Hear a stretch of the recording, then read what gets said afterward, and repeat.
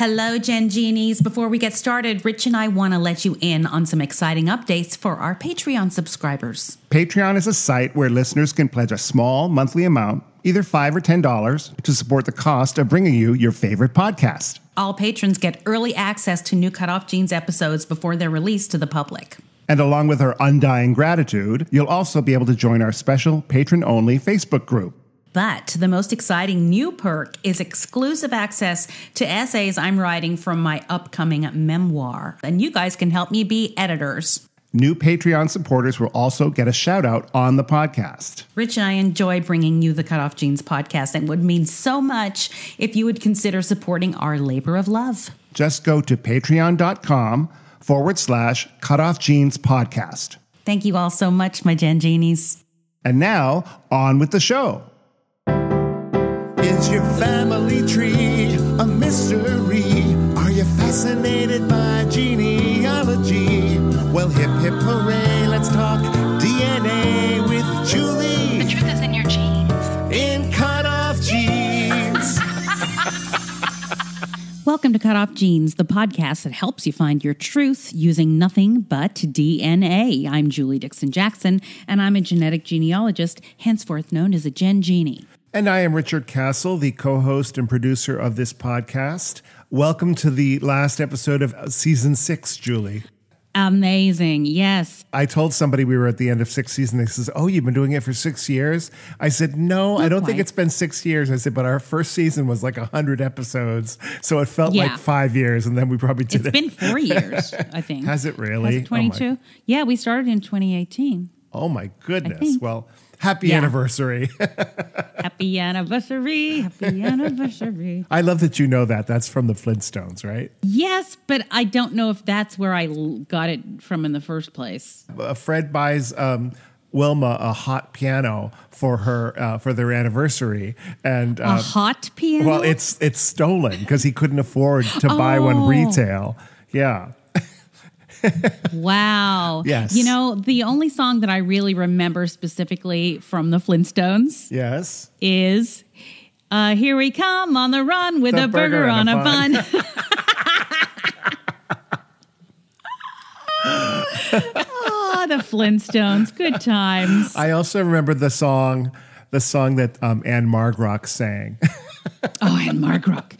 I was going to say, You Need Us. That was Gilligan's Island. Gilligan's Island. Oh, remember, my gosh. You Need Us. We are way so back. Old. Way back to the 60s. Yeah, but we watched both of those things in reruns. We didn't watch them Yes, reruns. Run. Reruns, yes. Everybody. Yes. Those shows were on, when I was a kid, those shows were on when I got home from school. You know, I could every day after school. Every day. Me too. And I grew up in a different country. So, yes. Wow. And they didn't make residuals then. That's why those people have to still go to the Hollywood shows and sign autographs. They're so part of me. I feel like they're part of my DNA. See what I just did there for a segue, Julie? Well done. I guess you want me to get on with it then. Well, I just thought, I could talk about the Flintstones and Gilligan's Island for, the rest of this episode, but I don't know if our listeners... Fine. Let's get started on the big show, shall we? A really big shoe. A really big shoe. Wow. This is like classic television CutOff Genes today. I hope our listeners like it as much as we do.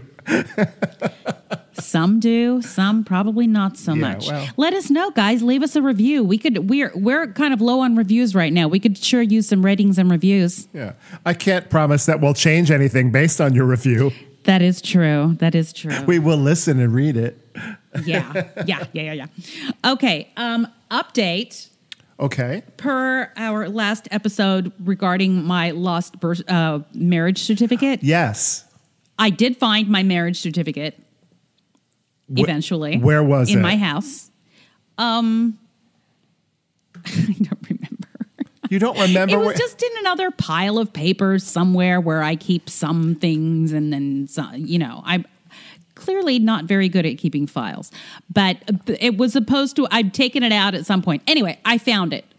Thank God, because just today I got a letter from the Los Angeles County Registrar Recorder, County Clerk, that says, this is to advise you that the birth, death, or marriage record you recently requested is not on file at this office. Pursuant to state law, the amount shown above has been retained as a fee for conducting the search and issuing a certificate of search.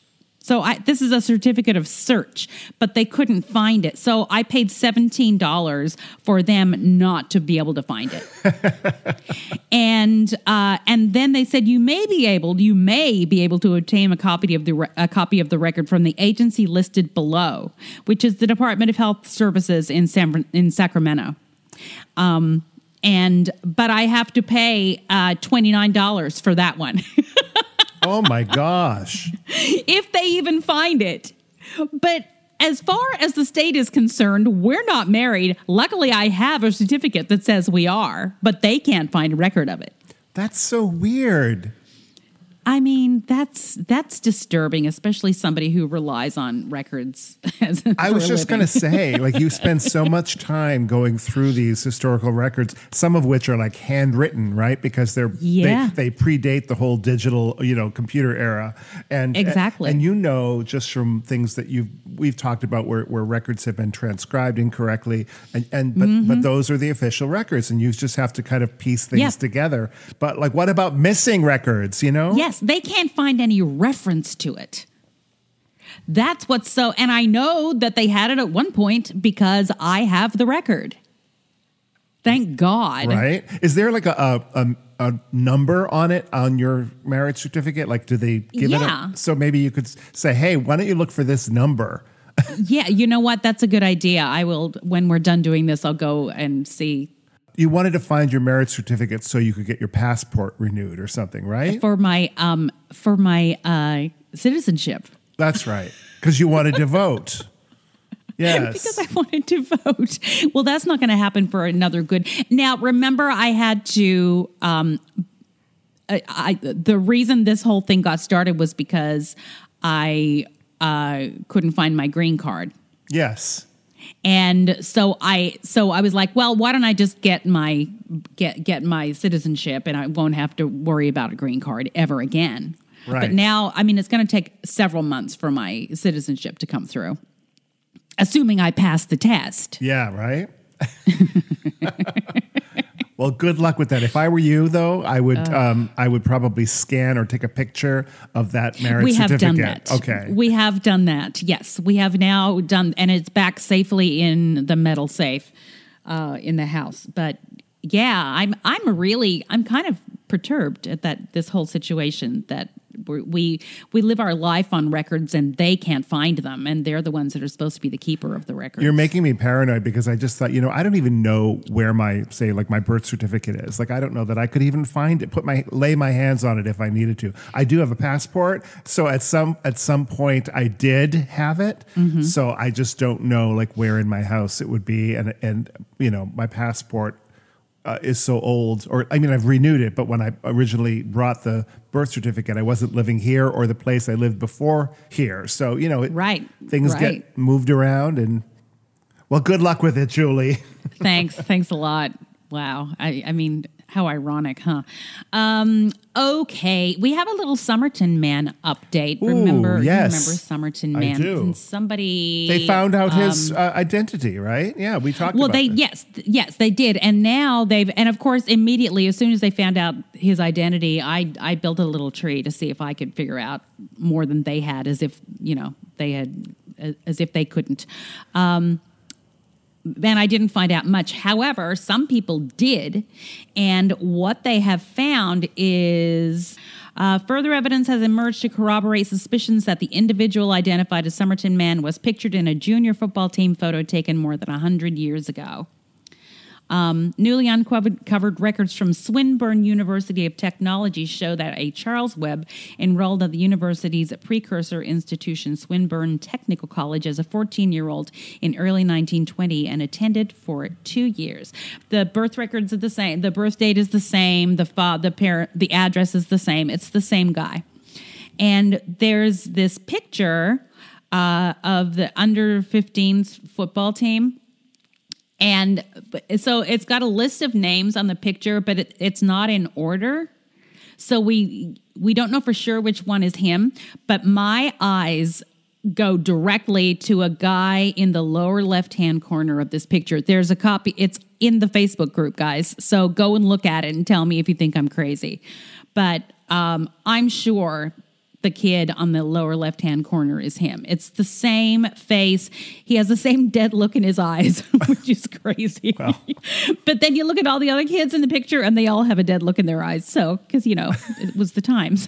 Well, maybe, didn't they have to, I feel like back then the exposures were much longer. It wasn't just like a snap. It was like, stay still. Yes, they had a little bit longer. I don't know if you've ever if you've ever looked at some of the Civil War photos of Matthew Brady, people actually sat and posed for them. They're kind of amazing, Yeah. And they had to sit so still, otherwise it would get fuzzy. But it was probably like a lot easier than sitting for a painted portrait, which would take, days or months. Yeah, they thought it was lightning fast. And now I take a picture. You take a picture with your iPhone, and it's on like the live setting, and it takes a little video, and then you can just pick. Moving. Yeah, and you can pick which frame you want it to land on, which is actually really helpful. How far we've come! It's helpful when you're taking a picture of your dog and your dog won't sit still. You're like just trying to find the cutest frame. It is helpful when you're taking a picture of your dog. Because they never really pose, they're always moving around. Or you got mine do. I don't know. Your dog is just not well. Yeah, he's very, very true. So I love the fact that he went to Swinburne, because Swinburne is a very highly respected technical institution still in Australia. They have a very a prestigious film school there now. It's still strange to me that nobody ever reported him missing and no one ever made that connection. Well, he left his wife. I think it was. I know, but he didn't So he did. You leave your wife, but don't show up somewhere else. You leave them for someone or for some place. I think he left her for that nurse in Adelaide. Remember the one that they showed the picture to, and she went and all the color drained out of her face? Yes. Something tells me that she had something to do with it. They still don't know how he died, though. Yeah. If anybody was responsible, they're long gone too. Oh, long gone. Yeah. Long gone. Yeah. I have a trenches that we're going to title this Amazing Things People Will Say to You on the Ancestry website. Okay. I have several trees, obviously, on Ancestry, and one of them is my husband's. And somebody reached out to me a few days ago. We'll call him Sydney. And he said, "Hello, Julie. If you're researching Alpert, I have a comprehensive accounting of the family. My mother was Betty Alpert. Her cousin was Miriam Alpert, and she gave birth and death dates. Best, Sid." And then he said, "Your Patterson tree." I don't know where he got that from because I don't have a Patterson tree, but I know what he was talking about. So, and indeed, Miriam Alpert was my husband's step-grandfather's sister. We used to call her Aunt Miriam, and she used to get sloppy drunk at family events. But that's neither here nor there. So I responded to him, and I'm really not researching that line. I still haven't figured out who my husband's grandparents were. So there are other things, but. So I said, yes, my husband's step-grandfather was Sonny Alpert. He was married to Doris Coyle. Miriam was at my wedding, ! So then he responds, "Thanks. I left my blah, blah, blah family tree unlocked for my cousins to access when they have time and want to research Alperts. There are around 500 associated Alperts in that branch." And he does a lot of talking about it. He's very proud of his research. And he said, "Some people lock their branches. I do not see the reason for that. Some of my cousins are quite eccentric, subscribing to Ancestry and then hoarding the branches. Why do Ancestry if your purpose is to keep everyone from viewing them? Just odd behavior. I never met blah, blah, blah." So he's talking about the eccentric relatives, and he doesn't understand people hoarding information and all that stuff. Great. And then he comes back on, that was October 24th. He comes back on November 7th, and he writes in all caps, "You are my DNA blood cousin." It is your side that is related to me also. You are not a blood Alpert. What is your maiden surname? That is probably in my tree and the DNA connection. We are Ashkenazi and we connect on more than one segment. Best, Sid. And I said, Sid, you don't match me. He's not a DNA match to me. Well, because, it's your husband's tree, right? He just found the tree, but he has done a DNA test apparently.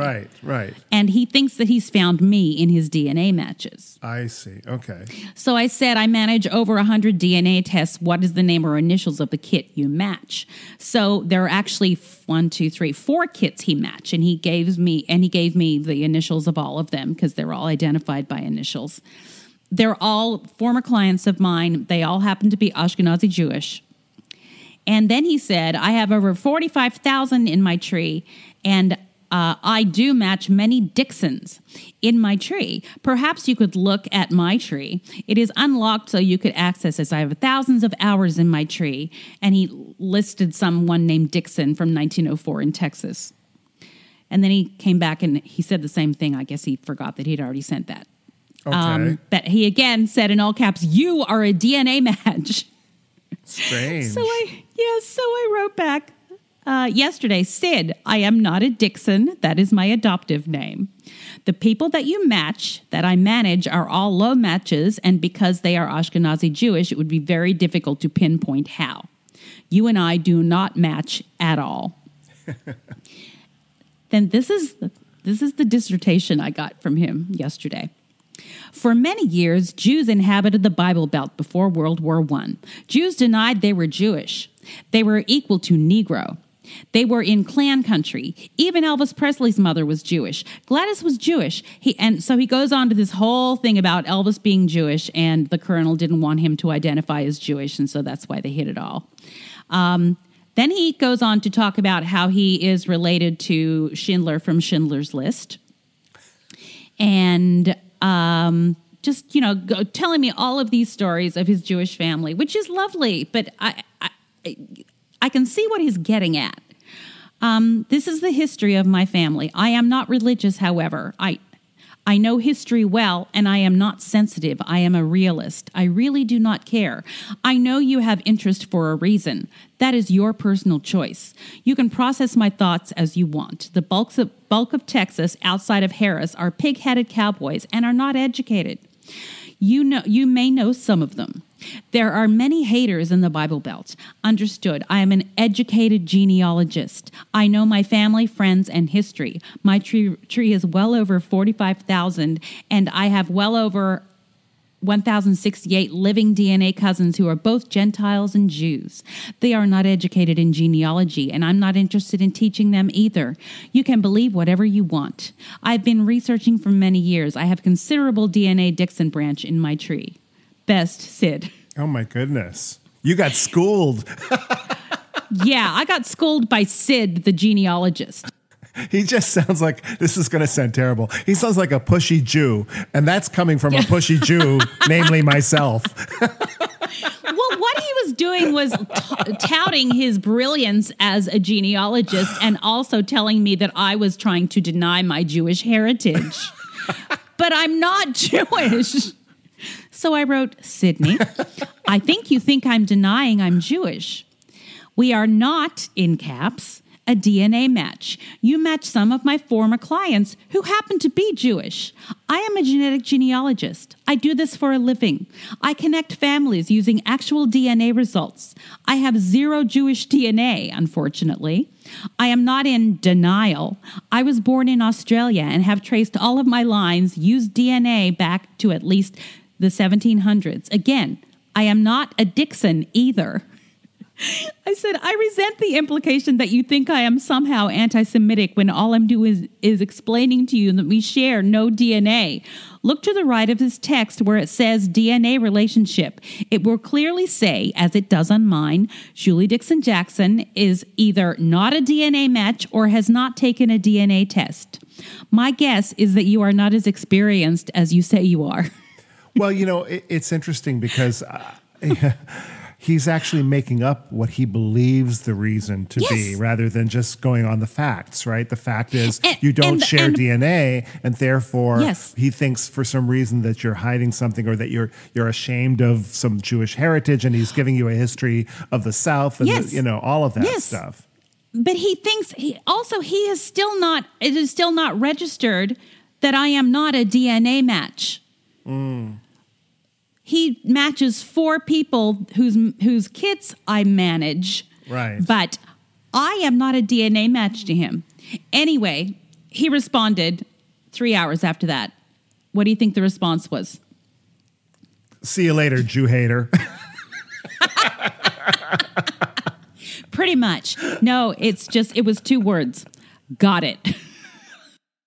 Well, I will say, after that very long, message that you read, the dissertation, got it is nice and succinct. Yes, it is. It is. I think he got that point at least.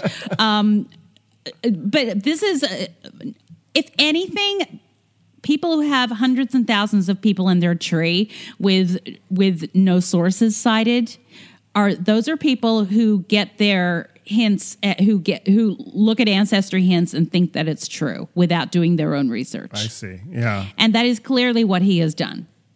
And he is using DNA but doesn't know how to use DNA. You want to take a break? I do. If you're enjoying our podcast, please subscribe, rate, and review, or consider supporting us on our Patreon page, patreon.com/CutOff Genes Podcast. Now back to Julie and me. Hey, have we ever talked about where the term put up for adoption came from? I don't know. Have we ever talked about it? I don't know that we have. Okay, well, I was thinking about this the other day, so I had to look it up. We may have talked about it, but, we're on season 7 almost. Okay. The term put up for adoption was generated when orphan children were placed on train platforms to match them with prospective families who came by, according to an adoption.com article on positive adoption language. When a birth mother finds an adoptive home, she has decided to place her child for adoption, as opposed to put up for adoption. So, the etymology of being put up for adoption is from the Orphan Trains. Oh my gosh, this doesn't ring a bell at all. But I do love the idea, like that there are turns of phrase that we use all the time that we don't even think about. And that's suddenly you're like, yeah, of course, there must be a reason for it. Why do you say put up? And I honestly thought you were going to say it was like a list, like, someone puts you up on a list. Of babies. No, it was literally adopted. being put up on a platform to be like, it's okay. Let's talk about Orphan Trains. Okay.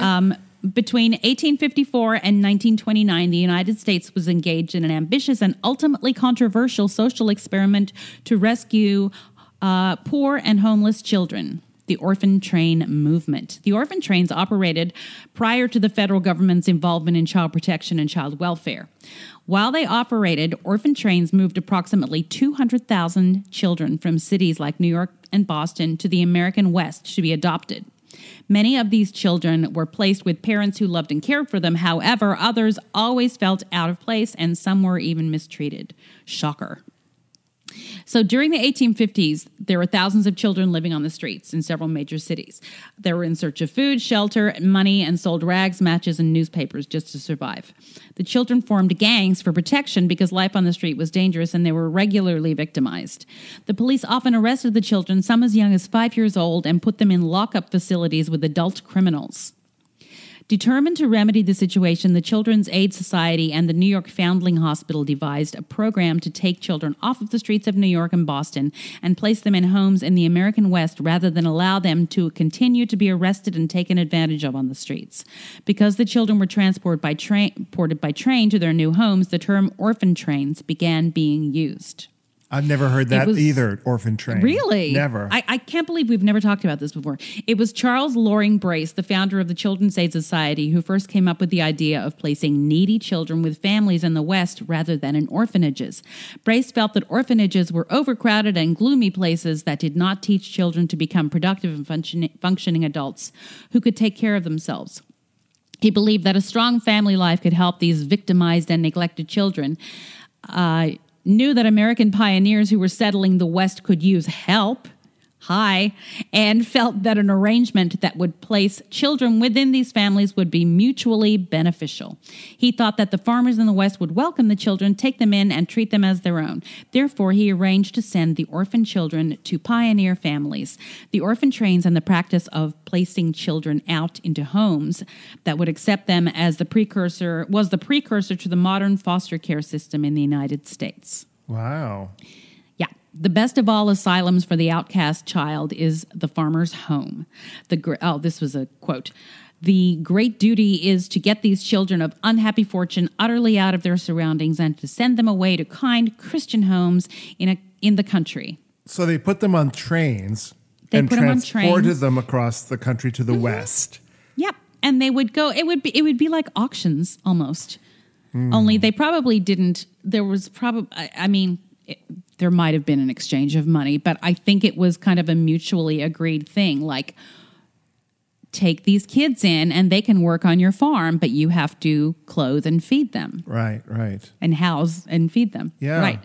In the beginning, the orphan train movement, the trains that took children across the country, were little better than cattle cars and only had makeshift bathroom facilities. The conditions of the train cars improved in later years as more money became available, and in the final years, the children rode in sleeping cars. Oh, good. That's good to know. At any one time, there were between 30 and 40 children, infants to teens, traveling with 2 or 3 adult chaperones. The children often had no idea where they were going and were only told that they were going to take a train ride. Oh, the confused and often frightened children lost contact with their families back in their hometowns. Yeah, by the way, they had families. And those who were old enough were encouraged to make a complete break with their past. What do you mean they had families? Well, some of them had families. Some of them were, I guess they weren't. Yeah, that is a good question. Maybe siblings? Maybe, yeah, or just extended. But you feel like if they had a family, why didn't the extended family, families? Maybe, but why didn't the family take them in? Yeah. You know what? These are all good questions. When the children arrived in the new area where they were to live, there was no formal process to place them with new families. There were only handbills that announced the distribution of groups of needy children that brought crowds of prospective parents to view and choose children. Oh, this gives me the creeps. Although the Children's Aid Society made a point of emphasizing the success stories of children, of course, everybody emphasizes the success stories, who were all well cared for and loved, the outcome of the placements in general was mixed. Some of the farming families saw the children only as cheap labor. There was also evidence that some children experienced abuse in their new homes. Yeah, I do remember the children milling around outside the train waiting to be assigned our seats. This is from an orphan train writer. The big problem was that you never knew what the future held for you. You had no idea what the future ever held for you, and that was the great concern and a great worry. Lee Nailing, orphan train writer. In the 1920s, the number of orphan trains decreased sharply. It was at that time that states began passing laws that prohibited placing children across state lines. Additionally, there was criticism from abolitionists who felt that the orphan trains supported slavery. Oh. I'm sure that's not the first time it was thought of.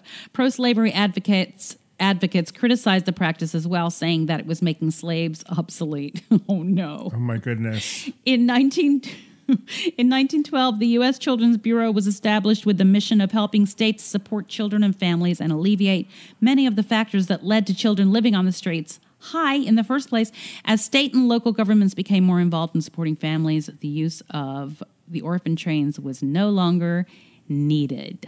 I feel like, especially at the beginning of this, when you were talking about like why they came up with the idea of an orphan train, because and you go, well, okay, so if there's a city, say one city that has a huge amount of orphans and not enough people adopting, you're like, oh, well, it makes sense. Let's move them to places where there aren't as many children to be adopted, and we can, and they'll find homes. So it sounds like it's a good thing, but like, I guess putting them in a cattle car is not really the best idea, or the best way of seeing that idea through. Right. But I understand the reason behind it.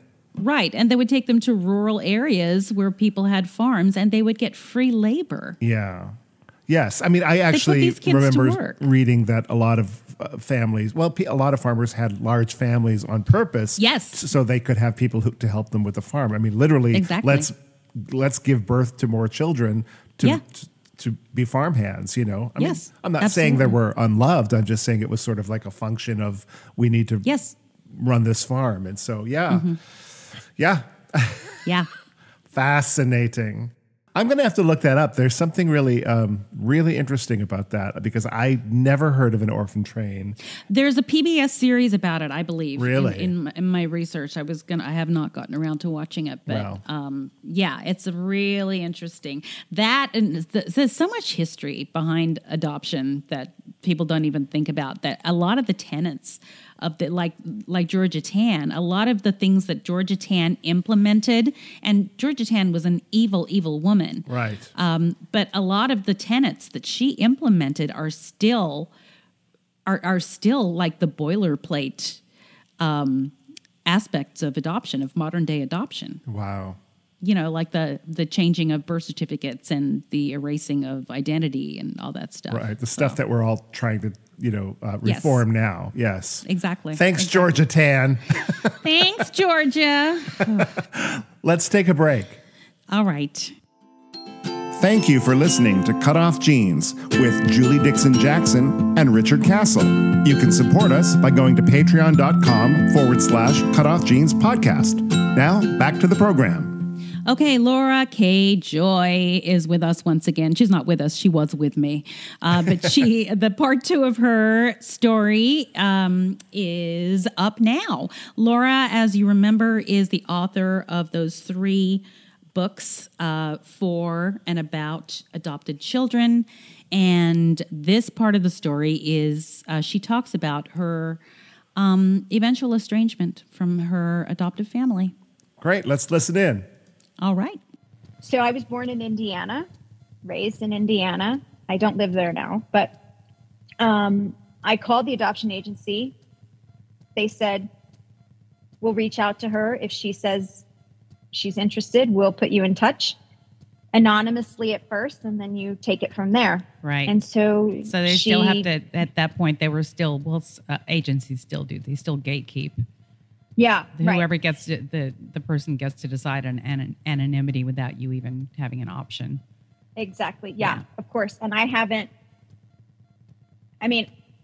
so novice, right? This is 14 years ago now. Yeah. Like I'm not even thinking about DNA at this point. Just like, okay, I guess my first call should be the agency. Right.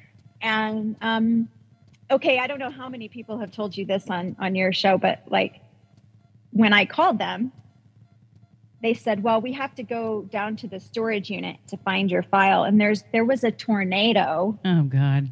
And they the amount of natural disasters that seem to hit adoption agencies and court records buildings is amazing.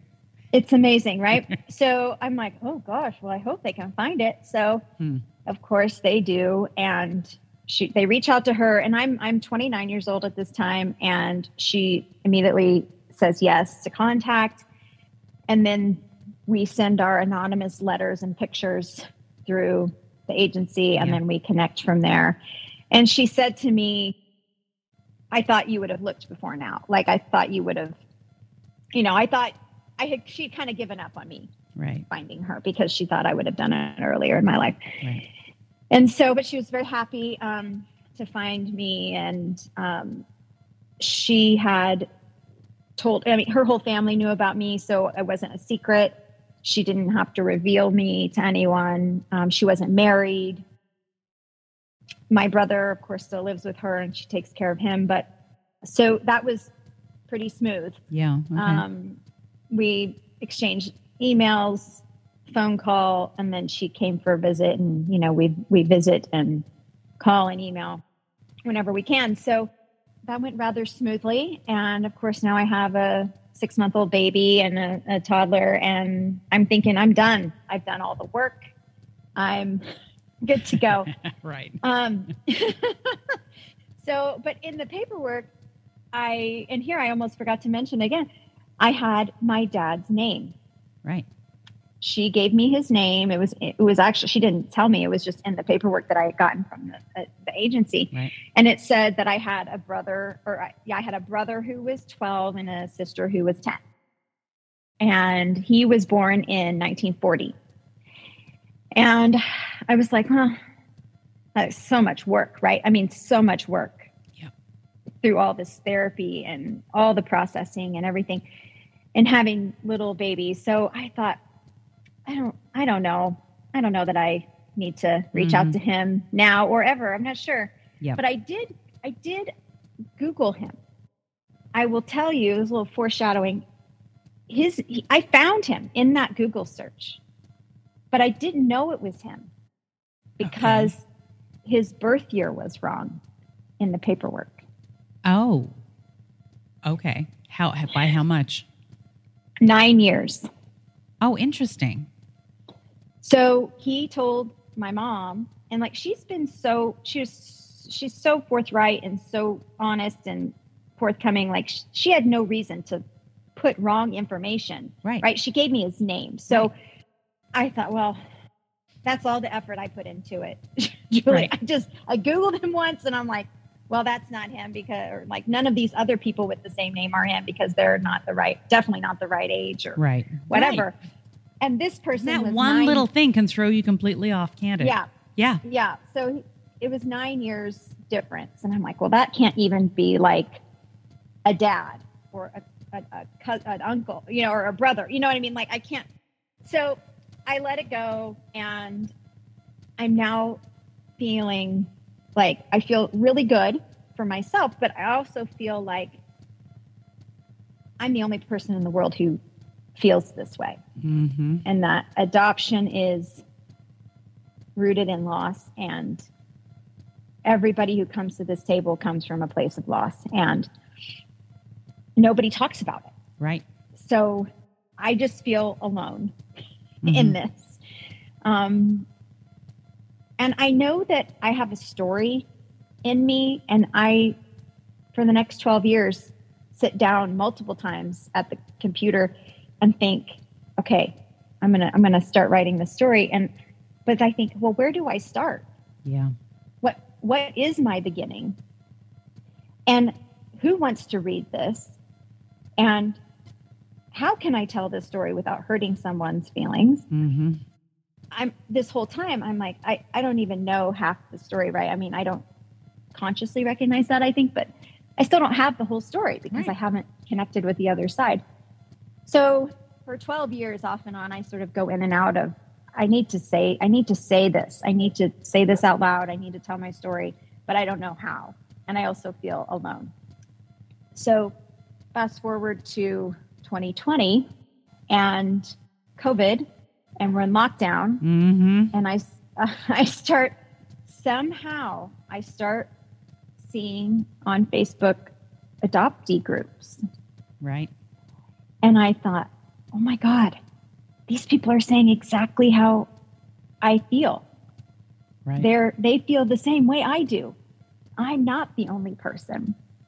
And I immediately start engaging and reading comments and posts and finding so many different groups. And showed my husband, I'm like, look, these people know what it's like. They are saying what I've been saying to you. Yeah. And I made a public comment on one of those things and just about not fitting in. Someone had posted something about not fitting in, and I just made a comment, and it was on a public group. And 24 hours later, I got a message from my adopted mother about that. It felt like a violation, even though I didn't realize the public comments everybody could see your comments on other things. Even if you're not in the group.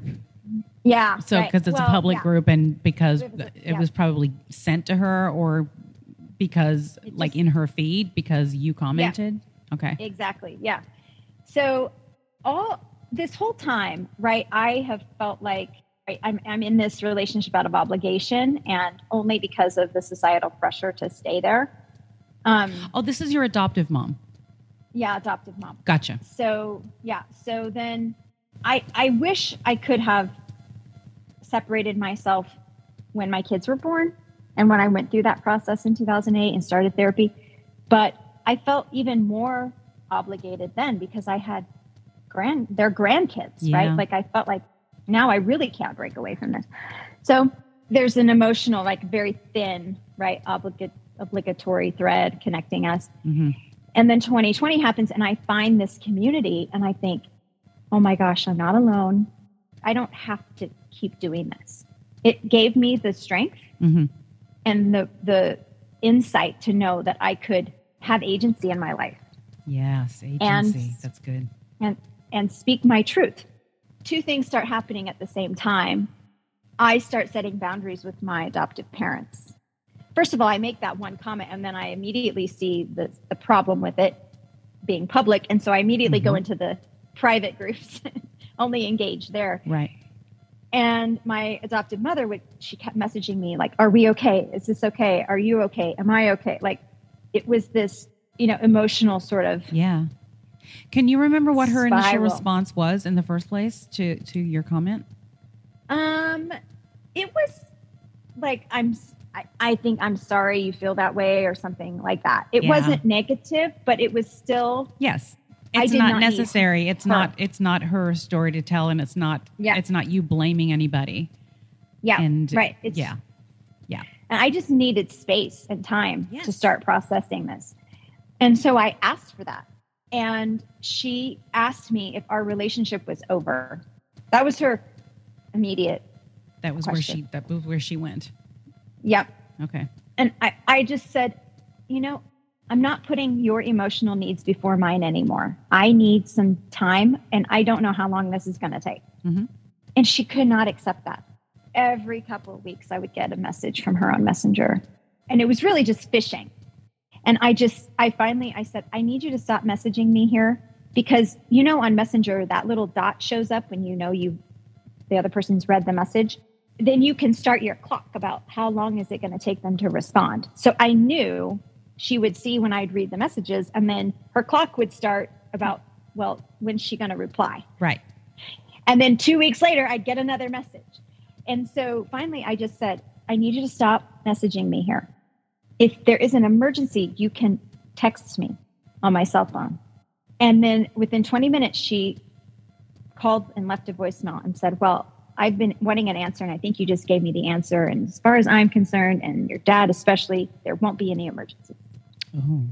So that's like between May and July, right? We get to that point between a few months.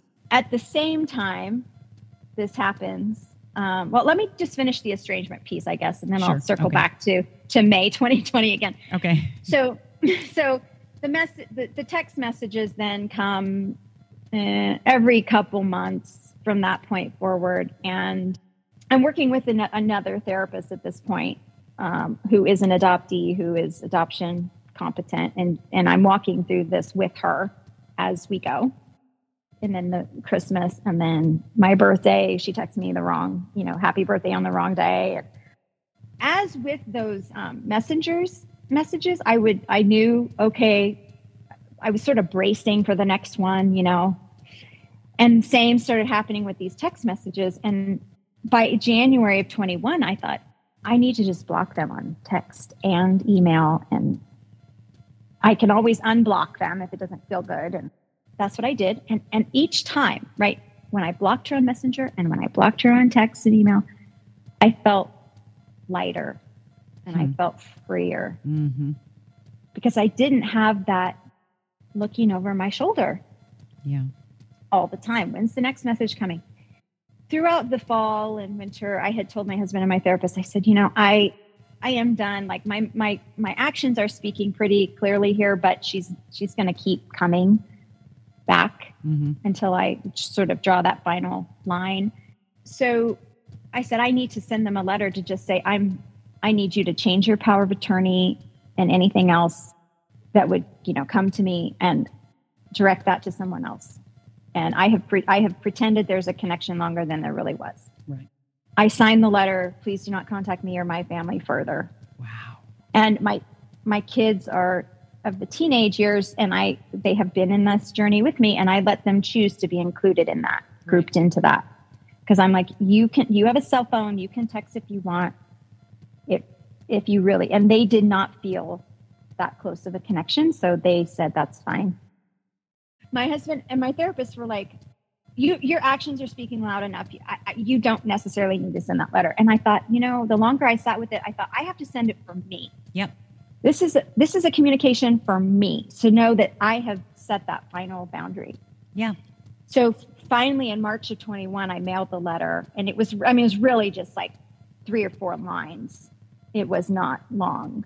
Another, a couple of weeks later, we got a box in the mail with, and I said to my husband, I said, I need you to open this and look at it, because I don't know what's in there. I don't know if there's a nasty gram. Like, yeah. I don't want to know. Yeah.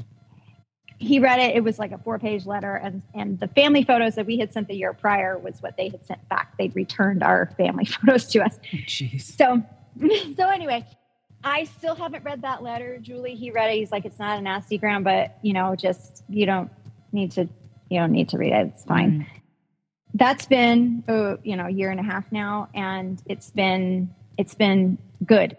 What came from that freedom has allowed me the space to continue to grow and heal in an authentic, organic way. Mm-hmm. And I would have never been able to do that if I was still trapped in that obligatory relationship. Yeah, I understand. And it's not something that happens flippantly, right? It's not something that happens easily. Of course. It was painful.